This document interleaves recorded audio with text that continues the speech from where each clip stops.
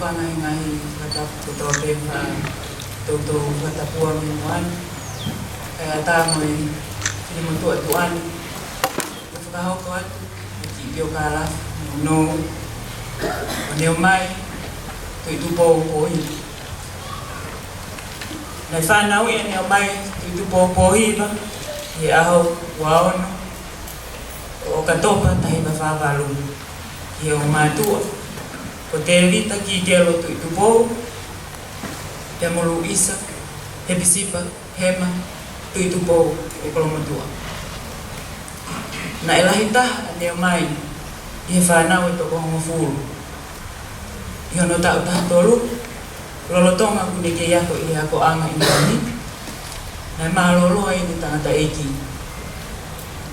koe uhi me ke iki e toinga i whanau e paua i ke maaloloa a neo me hiako hiri pehanga i tau si e tokoni ki e nau whae ke hako i toinga i whanau i tai wano walu lolotonga e whaiako Samuel Ispohi o whakatai a pai i he lau tohi pure anga o kolomatua ana whitaulaki ai o neo mai ka i Januari e tau tahiwa o no hiva hiri o no ui a grisi ke hiki o pure i he lau tohi pure anga a whakakakai ana mare e pe mo neo mai pe ana mawahi ato e pe ki hapai nei whanau i e neo mai pe mo Ispohiva ha whanau e toko fitu i he whaataini o e nangau i whakakakai nei whanau i e toko tolo e toko taha i he lolotonga e na i lautohi no muka koe taimi pa ngata e ni kia neo mai e koe whetu utaki i he waha ngai waha whanua o hapai nei ngau e aki pe e wakala nei whanau i lewa e toko taha i suva fisi lolotonga e whenga ako au isi e toko ua lewa e toko tapuru koe whanau a neo mo isi koe lahi tahako si au si o lahi o hiva pe o mahoa ia pe mo Elen Lisa Kulu po hiva o Lopeka ko kolomutu mo na whanau i toko nini koe hoko ko ana fifita kori mauhoa ia kia musika kori o whalewai ko iai e na whanau i toko fita hoko asio siua po i po hiva mauhoa ia mo e tipisa ewe ewa po hiva mo na whanau i toko nima hoko a Luisa he pisipa Cameron mauhoa ia mo Nicholas Cam o Nusila pe mo ena ki whanau i toko tolo hoko a Ailini paea i Lautala po hiva tapueluelu mauhoa ia mo Mateni tapueluelu o Niaf Vavau mo Talafo'ou pe mo ena ki whanau i toko nima hoko lewa Samuel Ispohiva i loi peko sioni mai lei e mahoa e mo heta heru pohiva o kolomotua mo na foha i toko tahape koe sisi taha o whaoha e mo pepe a neo mai o teisi mata kiwa toka na sino ma o ho ki fisi mo mai ko toka na sino o e ma ki whanau i toko whao o fe uma whakakatoa i whangamakapuna o lea mai mo toko tolu mo furu mo i makapuna ua e ua ko neo mai na iseniare i whamiri pohiva i ngai whipaki e whihanga ngai mo i mai mo whamiri masivani i he ngai kaulahi ka pao o i aia no mahu inga whakahistoria mo whakapolitikari o e ngā ue a risiki ho tau whanua e mau oange a ikuna o ia mani o mai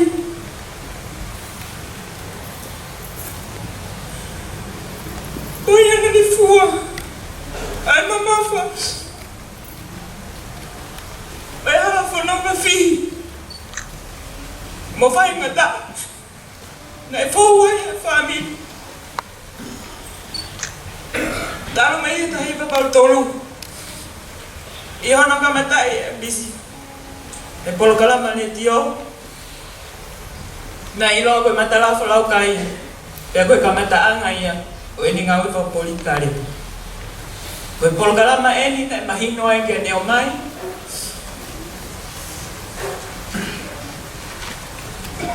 Ko bau ke ne mateu ke ne fononga e hala o toka tama. Neo mo ko sino a bisi. Nei asi ke ha ki tua e uonga. O ngahi pole ke fihi mo fai ngata. I loto fale alea. Pe i tongani mo tua puleana. Pe i whakamau a ngā fuki. Kana e hange a neo mai. Ko kolo tau malu. Ke unga ki ai a krisi. E taimi o kuhane nefu. Pe popo uri ai a whanonga. Koe taha e ngahi rea ki a krisi. Na mau whanonga ki ai. Mau pe. E ngata nai a whe ai hopo. Ma tatongi mo ua. Kana iku pēna tari. Koe kaunga ia. Koe hala whanonga ki fau e family. Koe taha e ngahi mea make i historia e whae. O kune ke ia koe. Ia ki mau tolu au mai ki a honi. I he lolo tonga e tai.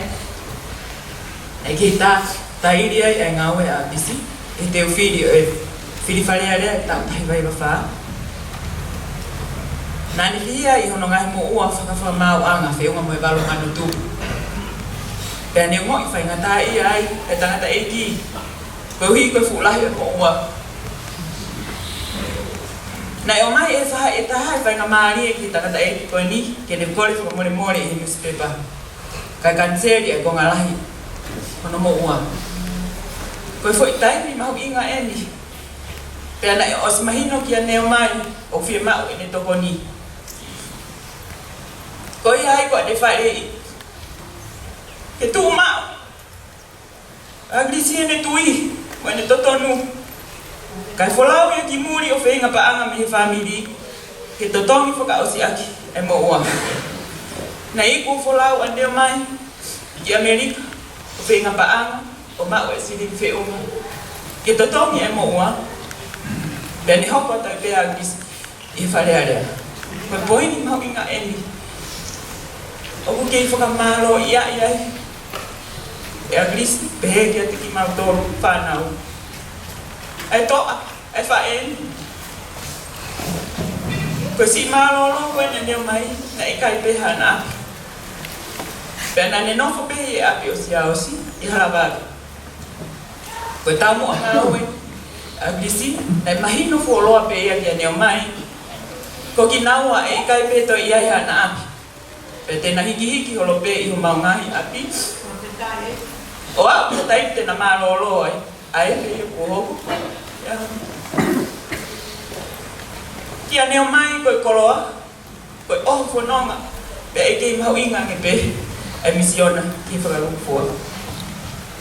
Koe re soni kua tuku mai e neo mai. Kia tiki mau tolu ke mau wako ai. E whanau. Koe whiwhine mo ui whakatō ki lahu. I kai asi me iai halano e hiki sia. Ia tuku ngā kua au sia e whamiri. Tena ne ofa. I family o kisi. Me montu. I tai na nau he mai ki tōgani. Nea mai. O ma ofa atu ki ufofonga. E kai ngaro o toa. Ia tiki mau tolu. O mai ka tuungai. E mau au sia e tuunga. O ia e ki family masiva he ahon. Tawangi ke whakapulu-pulu koe e lau maari e mao neoni. Lolo tonga e tau mao vai.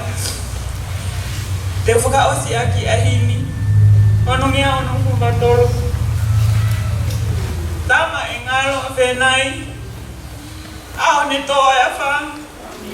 Ani me mua e matangi. Waka ni kai tawala. Ka ne whawhana alaini.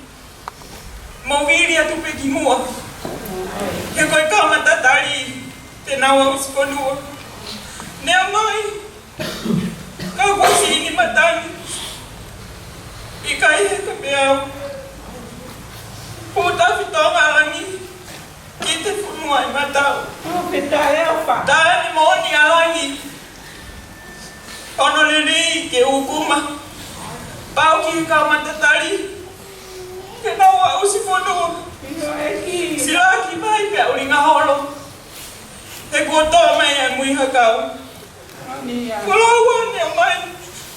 Aku mau pula itu.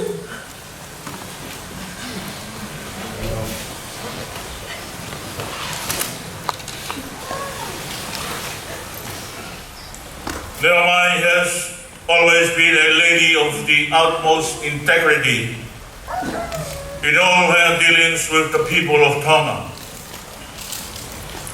She was a devout, practicing Christian and devoted and loyal wife to her husband and loving mother to her children. Her genuine Christian faith was seen in her vibrant and courageous lifestyle.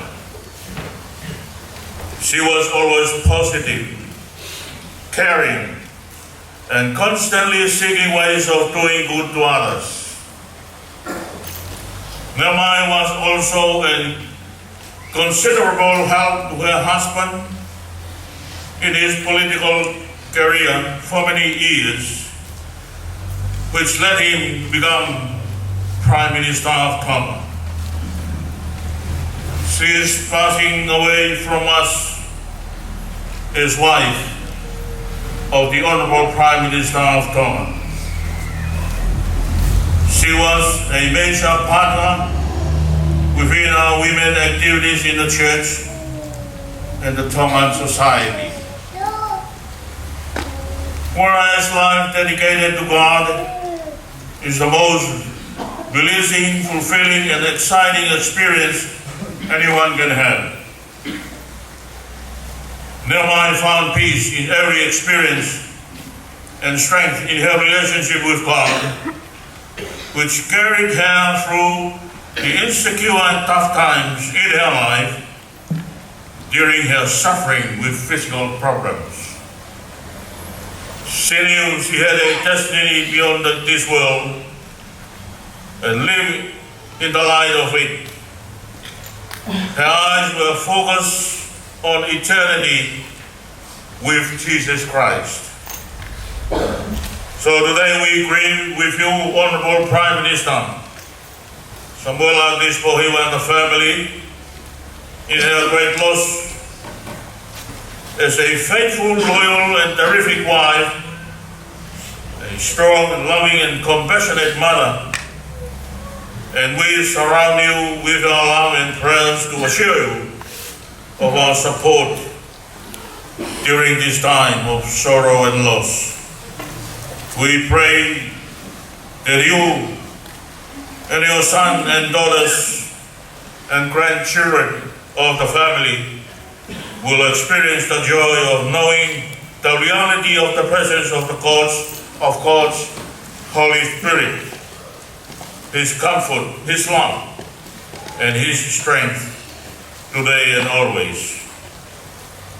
May your sadness is tinged with joy. We know that Naomi is not here. She has gone before us and is now entering into the presence of the risen Jesus Christ, her Savior and her Lord, who got there first and who says to us in the Bible, don't be afraid. I am the first and the last. I am the living one. I was dead, and behold, I am alive forever and ever. Potful ahon. Toya ba me seria Paula ke kailoma. Walo ai ba ka tolong fulmani ma tolong fulma fitu. Ko hai tu hata ter mo toi da tolong he ofa kalaisi. Amama whaingata, a whakatang, a hong, tagabe, a tūta maki, a here tā, I kai. Kai ngāi mea anu katobe, utau I kuna noa be a te ia, ko Christ ene o whai ki tau tolu. Kai hako hango uka mea whewheka e ua, ke ua nā toi mutuhi ha mea, ko hana tutu ki naua a ke Afrika kaha, mo e vela taha, e whonis e a whi, kena ki molu pe toki hoko. Pea koe nā hoko atu koe konga o ka mea pe taha, mo whewheka, taimi tena moko moko ai. Pe kai lawa ki toi mutuhi ki naua e a mea. Whai no hira po stolo ko pangla, ke tau whiawha ki mohotau eiki ko sisu klaisi, e sewi, e hoko ake ngāhi mea, whai ngā tātaha e moui. Ai mo mou mea kia. Ai mamahi e whai ngā tāha e whakatanga e honge. Ai tūt tāmaki e takape here tāma. E toki hoko mai ai ofa a kalaisi, ai whamatalai, e toi tapu o kuanga, moko moko, mo whakataki, o whakawhiwheka, ai fui hoko koia o whai he whai na tāna. Pea he kai lawa hata mea ke mo tuhi. Pe ngai whai na tāna koe ni kulau kia apostolon, ai hoko tō pea kia klaisi. Ho ata mai ai ofa ai o tua ki mamani. E o whafu pe I kai ane hoko mai, ka koe ne hoko e kai mawai ato tāia, te moi ofa au kalaisi. Nāi profesai profita vai sea, ki aloi mai o kalaisi ai o tawanganaki ki ai, e hui ka hau. Nāi profesai te hoko mai, ko se wani ni whane ngā mama, ko le ai. E toko taha ku whane ai e mamahi. Pea ko ene mamahi, ke whakamahino, ai loloto mo māku, mo iwila, o e ofa mai ai onua. Ko e toko taha ku ofa e klaisi whare ai mamahi. Ko e lawai o siwi koe ai mamahi. E toki lawa, ai mo ui ki hama hen mo e mālohi I mamahi. E kai lawa ai ke mo tuhi a taha. Tō me eo whakalaisi. Ko ingoa neo mai, ko ingoa I toi tapu I fuakawa mutua. E na lawa I ngai loto e tare ki tā kono I ngā koe merie. Mo e fie. Hea e tāna noa ki whine he pelu neo maina. Mai me tangata he pelu pe koe mereki. Whanaonga, ko whanua sentari ko mat. Whanao whoa ko māloan mo kirion. Pe kia o spani, pe kia o whoa. E ui tau tau taha neo mai. Kanai ke fie pe, ke meria pe ka te e hoko atu. Mo mea e tala noa, mui ai, ke whine sentari na mani me ta. O neo tama golute. Ave lute. Kumio no kahau. O whakato me ai, e whare te vita hoko mai e tau ni Isaia. Ko neo mai,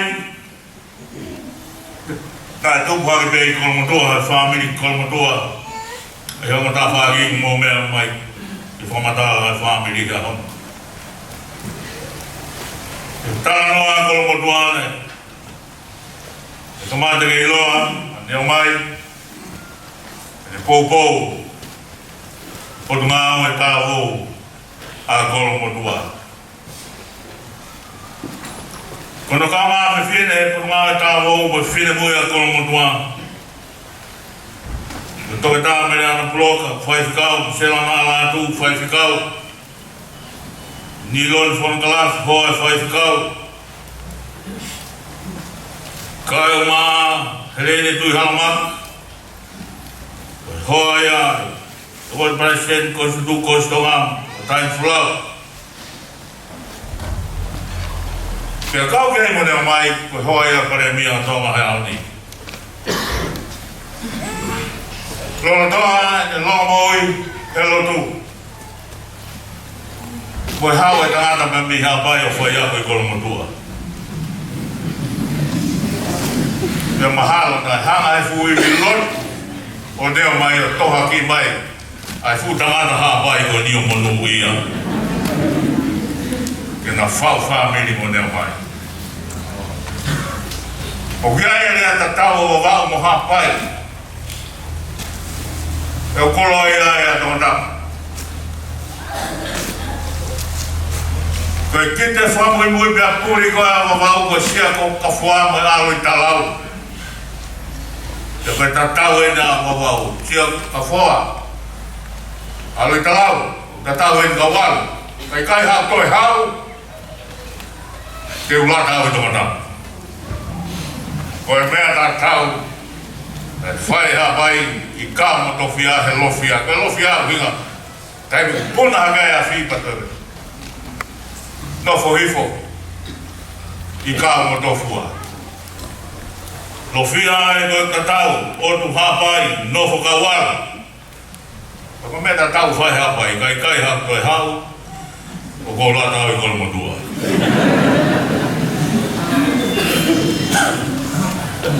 Koe tāna noa ia kolomotua ki moina nea mai.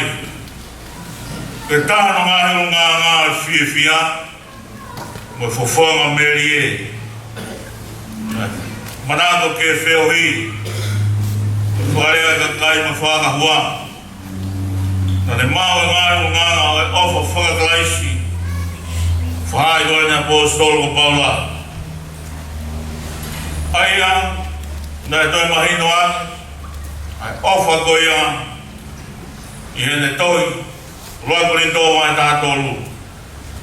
Whakarea ofa koia koe anga moko moe anga lelei.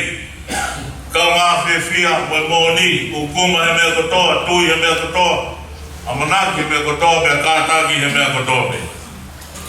Ngai mau e neo mai, kai ngāhi ulu ngā anga koe ni. Koe anga kres koe ni, koe ofa, moe whiawhia, koe merie, una whakanonga, whakataha mau pe, una whanonga whakataha mau pe moe moui. Koe tō tāo whaka tō tāo whiawhia, pe haunga merie ne mea kotope. Koe tō tāo whiawhia, koe tō tāo kofu. Koe wheo whaki, une puke a whikawaki a kalaisi.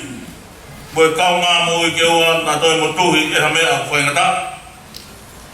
Whiawhia, haunga merie ne puke ngāhi o ngā ke ua, nā ia mama, ke ua nā iai, a whaingata he taimi o whaingata. Ka pekia koe na leo mai, ka pekia i kuna no ngāi whatungia he moui, aia nea kai whaingofua, he lau kai tangata. Nā i kuna ke kresio e o whāmo e whiawhia, kau whataha. Ai kuna koe ni an neo mai, to me laua himi, nima, ngi au whit mo fulu ngā whā. E kau a neo mai, koe ka kai na e whihia, whau e ala whaingata, e nau fu whamirina, moe ngai tau whaingata. Nā nau tau e tau lelei, hanga nau mui, ofi o nau kāmi te ni, koe kau i kuna e oso nau whatungia, tā ai whiri fua pe, lama e nau ngāhia, oi e nau manuia, koe koe ko heri, toi bea whiawhia, te whia mo eki. Te huinga e a hon, e tau whamawai. Koe wane whilelei hono husa pari, nai pōpō lelei, hiki holo, o ngā ue whawhai ako, ai husa pani di he pure ngā. Nā e taimi na mau whainga maari ai a Gris.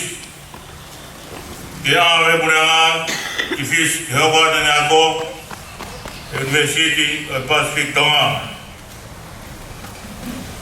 Ko ta no ai ni ka ma ko Tonga i time ko ya. Ne pau ke muy ya ne mai no ki fa na na flau fa foi tu be na fa mo ke po ke la ma ya ko. Ya nga fa na ta ne kai ko scholarship. Kana hanga be ofa akalaisi na kai motu me te ya. Mo fia nga pore o tagaburi ne kai ya fuma mo fe ai kona na ko. Ko finally ke family do fano he ahoni mo I ko to be to ko fit ko ni. O na ma family lawa na wa ko ko na ma ngau. O ma na ma puna to la te fa. Moli ya ne mai lawa to prove be ta na fine foi fita. Ne la ma alunga na family ki kai me kai fa piko. Ne tu ha ke boli tu ha me kai na family. Moi nas ke ne kau fe fine. I kai ne mala he ke sino teli ha na family. Ya kof no family age me akulo. Ko finally ke family ko ma ko na family. No me teo ya family. Hoa minisi ke malayo politikare. Elayo taimi na mau ngao fo politikare. Pe mai no be na ya ngao fatungia. O family ia. Na mawa mi ai hu se baniki. Kana tongia ni o mai. O de foto Felipe. I following who se banidi my wife for fire mari who se banidi ke ngau for politikare ta fano holi ya nga tau o ngau for politikare na lawa be wife going aki I offer a class na kai motu me dea ta mone mo fia Wa ni hokan a hose banditi ko hokan de hose banditi ke tonga para mi a fonua fatongia mafa tukituk o de awia a de popo pe kamata e kuia no fai na ta be hifu mama ali e hifu ma momi tau fang mat ma bene feinga muy hono e premia na fata Faburia mengai mea koko fonua. Kana ne mea halope I sario te teke. Lai ngai tai fulau I kopoream. Nai tonu ke na kau ngā fulau. Nai hoi hono roto ke whaakat hono ngā whatungia whuka waifi. Kana kai fua e hono tōnga. Pasino. E whana tulu e Hawaii pe ke te whewia e ofa ai o tua. Yono wahea e whainata me pou. Yono husu pāniki. Ka kia nena mai. Nā ne tūlo toi e ne kai launga. Ki o tua. Nā ne whamoni e kai mo tuhia me ofa kalaisi. Pero vine maranga hau mo tau ia mo e wanake a siasi. Whamatara e kau whaifkau. Nana fo mai ke sopo tāwha. Nai mōi whiwhia. Nai hae ngai unganga o whae teia. O au e kai te lawa ai mai ki whane lotu. E whaia te ahiwe. O atu e te sākala menite o mohe ai eiki. E tāra rona whawhetai. Tale sākala menite o mohe ai ki ke whuka mau aki. Ai ku wheo whaaki ka mo hou eiki. E kai mo tuhi e whainga tāpe. Ko hai tuha tāre mo tuhi tau tolu me he ofa kalaisi. Kai lawa e mamahi. mo e whaingata e whatanga honge ifo he moui ai taka pēr moui e whaingata mo tō tāmaki ngā mean ko tō bea e whai no i kunai a ke ofa a Kalaisi tangata o ngoa e lotu sangato Francis of Assisi na e mana koa e ka kaine ofa he ngahi mea moui ko tō bea a kau me mon man tau te whito ke whahinga e tangata.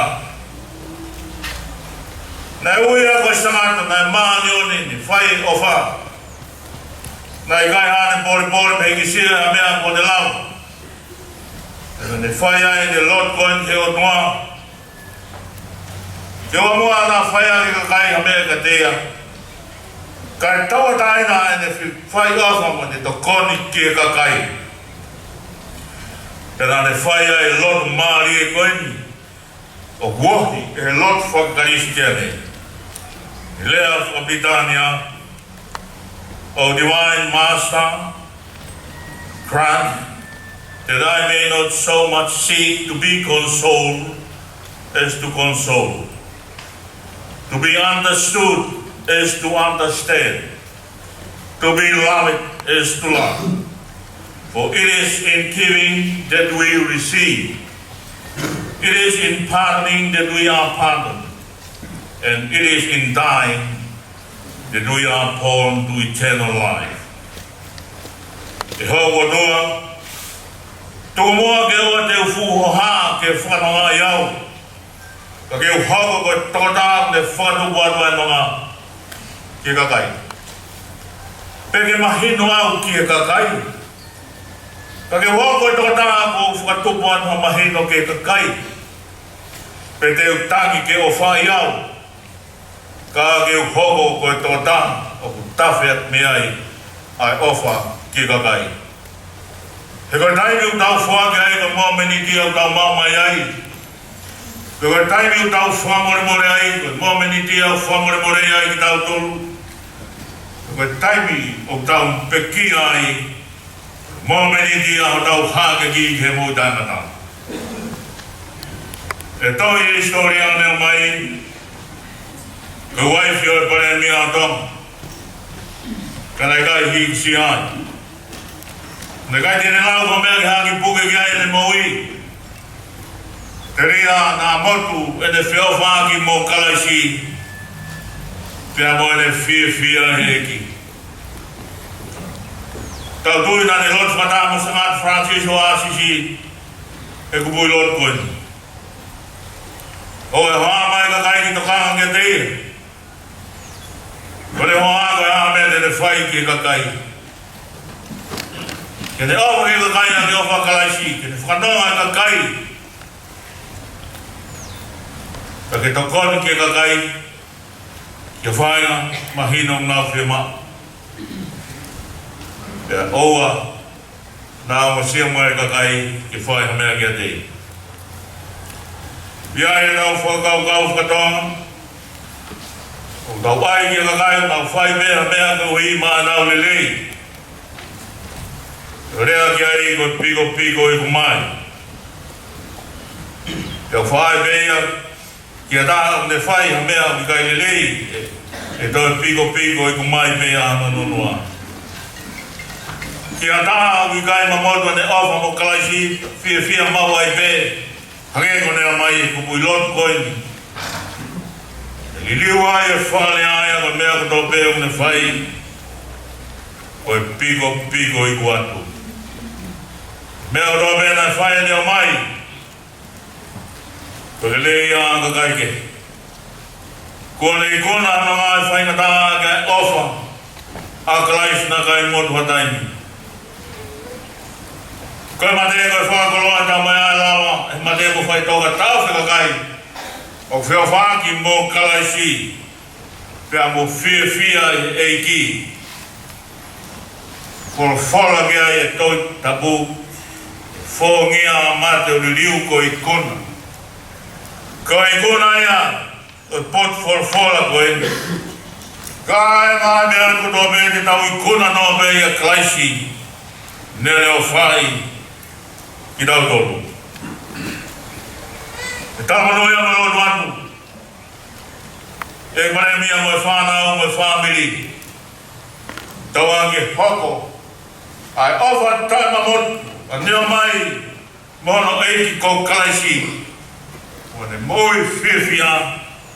Ke whanoa ki mautolu. Me ahon me a whai aku.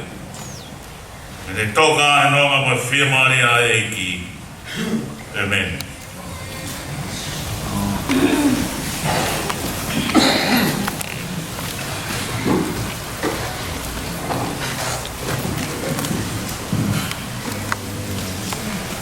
Whaimi e whaosiak, ai malanga whamawai, o si whae whita koe. Ni magiau, konga fu mani mai himi, mo whamormora pēha. Koe ofa ulu si o whae, mamala i ata mai kutoa, mai whenga oku loto ke tatae, laula, maalunga, mo e loloa he o whanau.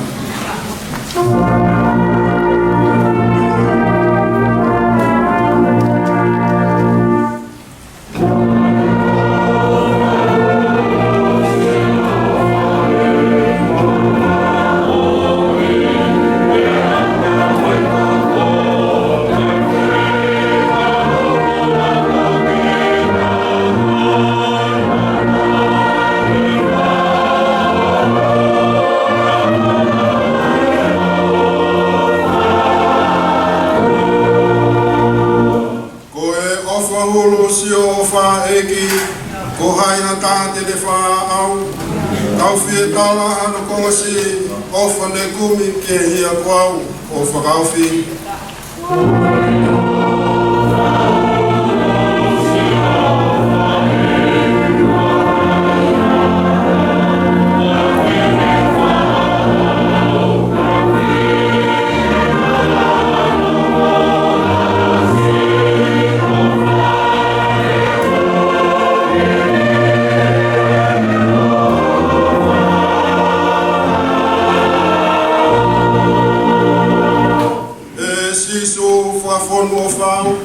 O taki ki e matawai moui, e o tōtou utu ai o nofu mau, te au mātai ai pē e tui ai a Fiona.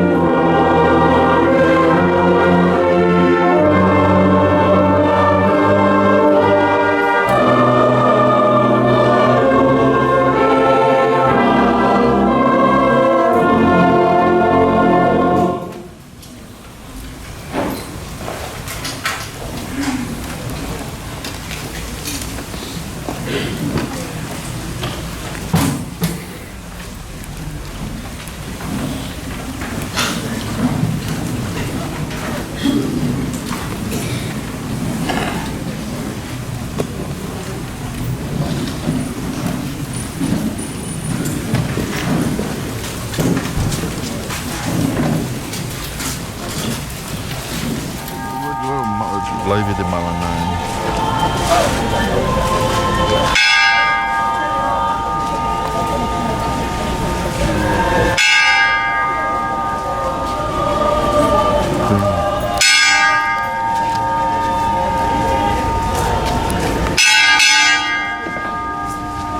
Watoto mmoja. Ndio.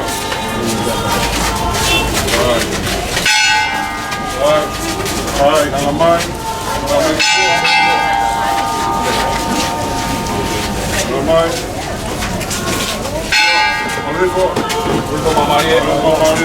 Mama Repe. Mama Gimua.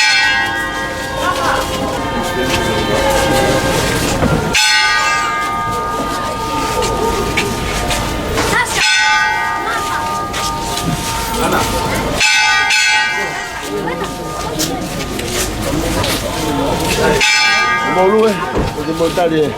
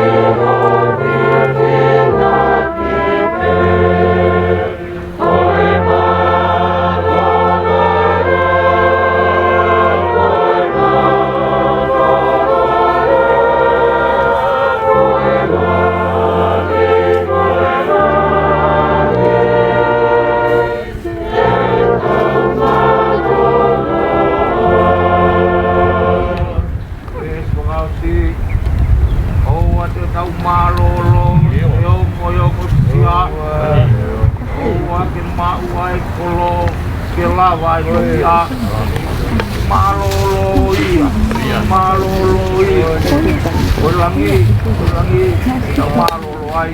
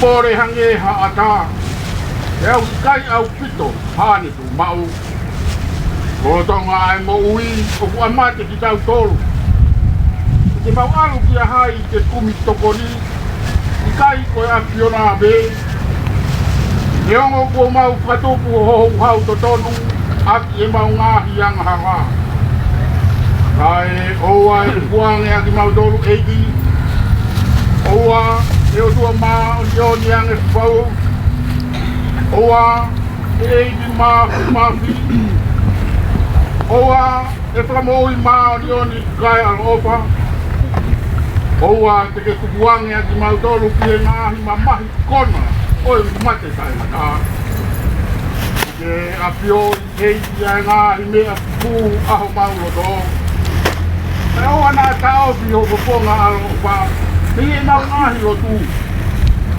Ake ngāo ki mautolu e a whiona. Ai e ki maoni oni ange whau. Ai o tua mafi. Ai whamoi maoni oni kai alo ofa. Ai whamau madu taha o i tāni ki.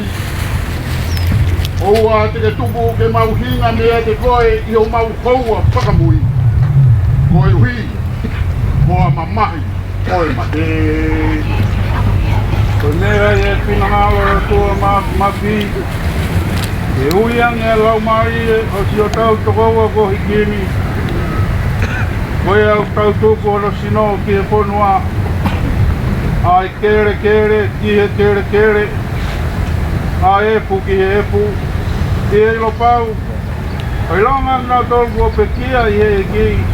Te nau toi tū ki e moi tai ngatai he eki ko tau kuambo ui. Ai a tene ririu e sino i tau mola roani. E ala anga mono sino lang ia ona. Te ongoi a reo me langina pe e mai. Tohi. Rireni o monu ia e pekia i he eki. E pola e lau maari e. Io. O hite nau malo lo. Pe nau whakaongo sia. Ke tau lotu. E atua mak. Ai a pio na krono pumako e ngahi lau maari e kakai ko hiki he hiki. O kata ki nau tolu menga i kawenga e mohuini. Pe aku nau mohua e kia mo e mohuia. A wako ai whakapetai. I o apake ho mau takauani. Pe te angea me ngahi o bio e māpau na halani. Mautu Gloria, ki ho huapa top tapu. Ika wii ko kau semani tu ko hiki he lotu ko ni. Pe au mau kore, ki ke pinangalo lelei, waka kakato e lau hau kai piri. Watoto mai ho pure anga. Ko hiki au si ai mautol mo ki nautol ko hiki atuna. Waka hau sino mo ko Gloria o itaniki. Ia Jesu Christi. Koho mau eiki e meni. Koe keresi ho tau eiki ko Jesu Christ. O palahi ai o tua koe tamai. Moe peo hia lau maari e maa ni ori. Ke ia te tau tōru ko toa peo nā hiri. Kai pai peo tai ngata. Amen.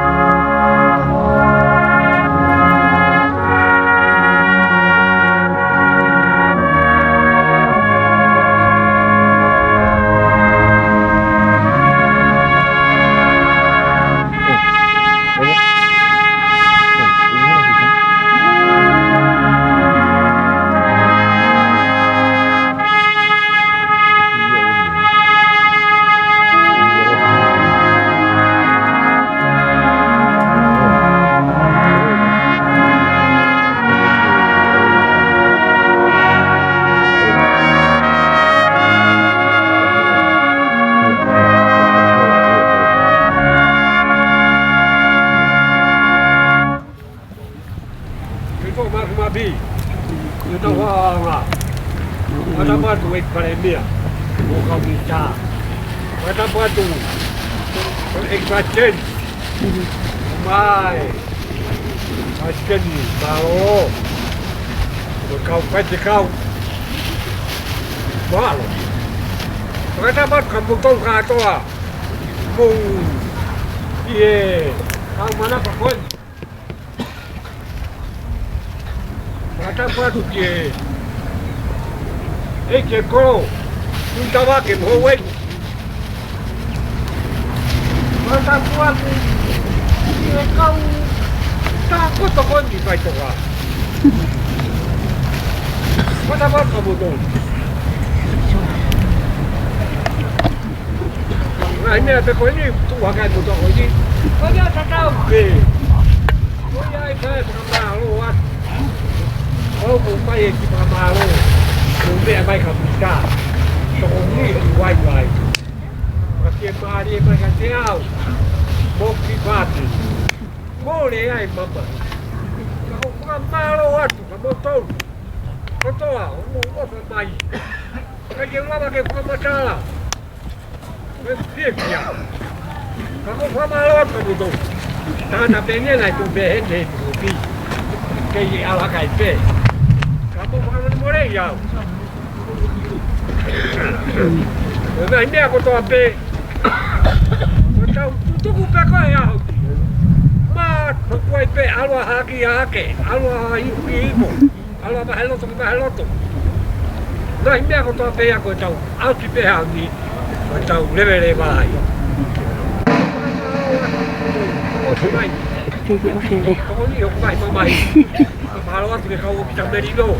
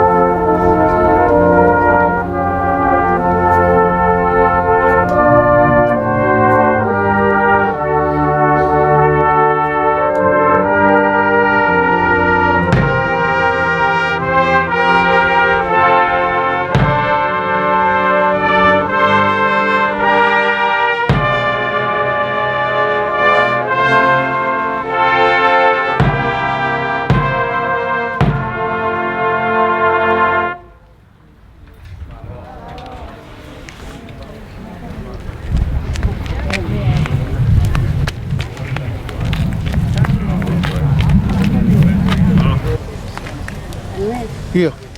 Oh. Penabuyan tu baru air ke arubi. Oh, baru lah tahu lah. Macam